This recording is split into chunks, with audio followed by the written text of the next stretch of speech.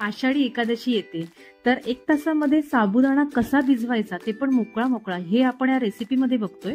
तर चला आपण पटकन रेसिपीला सुरुवात करूया. आता सर्वात आधी आपल्याला एका पॅन मध्ये तेल टाकून घ्यायचे. थोडंसं तेल छान गरम झालं की त्याच्यामध्ये जिरं टाकायचंय.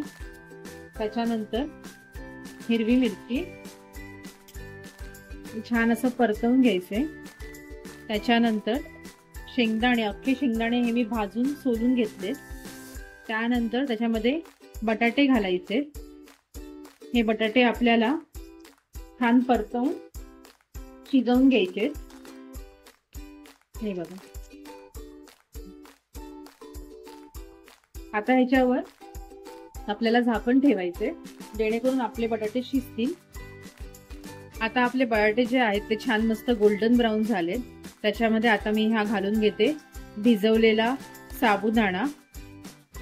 त्यानंतर ह्याच्यामध्ये घालते शेंगदाण्याचं कूट. हे शेंगदाणे मी भाजून साल काढून ह्याचे छान मस्त मिक्सरला लावून घेतले. त्याचबरोबर चवीपुरतं मीठ घालायचे आणि हे छान असं मस्त एकत्र मिक्स करून घ्यायचे स्लो गॅसवरती. हे बघा, अशा प्रकारे असा मोकळा मोकळा आपला साबुदाणा तयार झालेला आहे. आणि ह्याला एक 2 ते 3 मिनिटं असंच कंटिन्यू परतवत राहायचे.